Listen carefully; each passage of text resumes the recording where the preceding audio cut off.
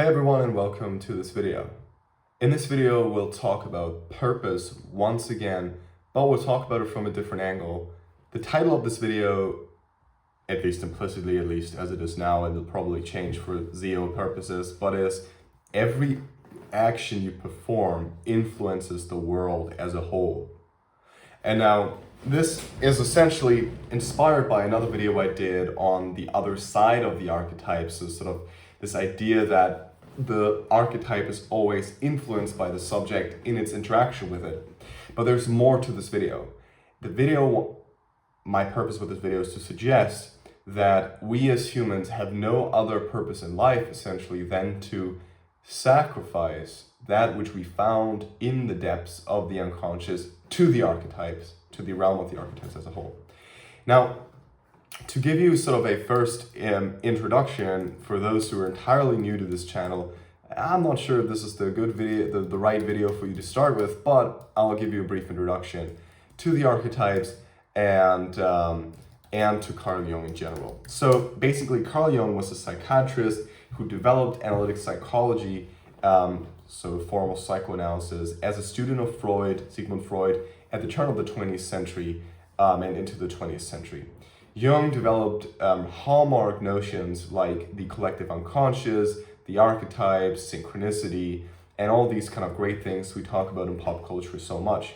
Now, the purpose of this channel is to clear up some of the misunderstandings about these things and to develop from the Jungian theories a perspective onto the world that can help us find meaning in times of meaninglessness, so to speak. Now, let's go through the structure that Jung proposes real quick, and then we'll get into the purpose of this video. So much purpose. Basically, Jung proposes a threefold structure of the psyche. He says there's the ego that we interact through in our everyday lives. The ego is essentially the sort of the story you tell about yourself. It's that which you think you are. Although I think the ego is more importantly structured as a narrative and refer to it as the narrated body. Now, what I mean by that is essentially that the ego is let's say, cluster of assumptions that you have about yourself and the world that protects you from the unknown around you. Now, the ego has components that are sort of, that it pushes out, that it has once encountered, that it then pushes out into a realm that we know as the personal unconscious. The personal unconscious is formed or emerges as a consequence of the ego's actions or interactions with the world. The collective unconscious, as opposed to the personal unconscious, is a realm in which we are born. We're born into the collective unconscious as sort of inhabitants of the space, the collective unconscious being the space that underlies both psychological, psychic, and physical reality. Now, as it underlies both of these realities, the collective unconscious, of course, has a powerful role in determining the pathway our life unfolds into. Let me give you a brief introduction. Let me then give you a brief introduction to sort of the collective unconscious as Jung thinks about it, and this will help you understand the sort of following the remainder of this video. Sorry, I'm just noting down timestamps here so you can orient yourself better in this video. Now, essentially the realm of the collective unconscious, I've introduced it in many videos in a lot more depth. Go and watch them, but to be very brief, the realm of the collective unconscious contains what Jung refers to as the archetypes. And those archetypes are quite simple to understand, actually, if you remove them from all the gibberish that you hear in sort of common sense pop culture. What the archetypes actually are, according to Jung, are the trajectories that provide us with the energy that we require to unfold on the level of the ego in the interaction with the world. And how the archetypes came about, and what they still are the context in which we act, essentially. Now, what this means, the archetypes are non-concrete context, so buckets within which you can place a lot of concrete behaviors that have always occurred throughout time and space. This means the archetypes, as the collective unconscious, are shared between humans. It doesn't matter if you're living here in Central Europe, or if you're living in the United States, or if you're living in Asia, wherever you're living. It's the archetypes are shared because they are emerging at the intersection of the reality that we interact with in the world around us, and us being human the way we are human. Now, because of this intersection, this intersectory nature, of this nature that is characterized by intersection, the archetypes are also said to be the fundament of the physical and the psychic reality. Now, of course, we can't know that. Of course, that's a philosophical, metaphysical claim. But what we can know is that they've emerged at the intersection between these two realms, and therefore represent, to some extent, both of them as they interact with each other. And because we can sort of say that, we can also maintain that we can see the archetypes in this interaction recurring again and again. And now we'll get to sort of the main point of this video, and why every action we perform influences the world as a whole.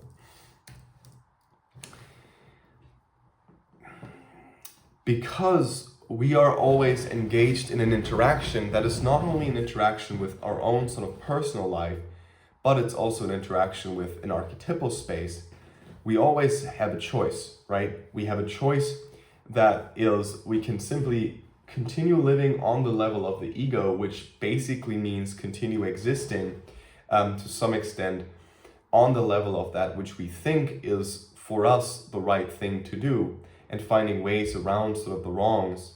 Or we can exist on a level where we accept a certain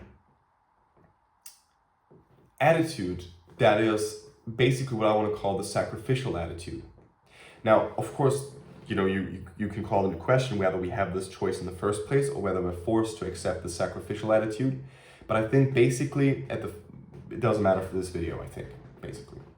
The idea here is that when we interact with the world, we are always already influenced by archetypal forces, qua them providing energy for our actions, and qua us being manifested in this space, sort of this eternal drama that is unfolding before us as the entire history of humankind manifested in this very moment of action that we live in this world, right? But it goes beyond that. I provided a metaphor in another video, which I call sort of as the rhizomatic perspective on the Jungian quest, or on the archetypes, on the collective unconscious, which is essentially the idea that the archetypes act as this space that is similar to a root, and this root, having different nodes, different centers, different cores that are all connected to each other, is constantly growing as a consequence of us as humans providing it with the material it requires to grow. This material that it requires to grow is essentially precisely the sacrifices that we make within this world that we live in. And these sacrifices that we make are precisely emerging at this intersection where we have this choice, right? We have this choice. We see that something is not right. We feel that something needs to be let go. And we have a choice to either find a way around it, that would be ignorance, hedonism, etc., or to sort of accept a sacrificial attitude and sacrifice something from our own existence, putting it back into the earth, if you will, so that it can mingle again with this whole, with this space of the archetypal that we call the archetypes, right? The collective unconscious.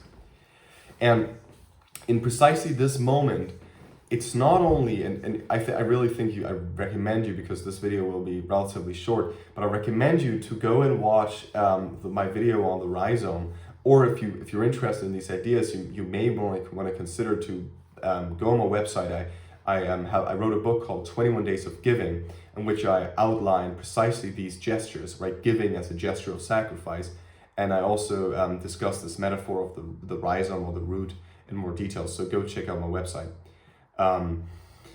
But basically the idea here is that in this moment of sacrifice, we give back something to the earth, and this something that we give back, although it migrates to the right point in the root, right, to the sort of blue only adds to blue, it doesn't go to the red cluster, like, the mother an experience we have with our mother is going to be related to our mother, not to our father.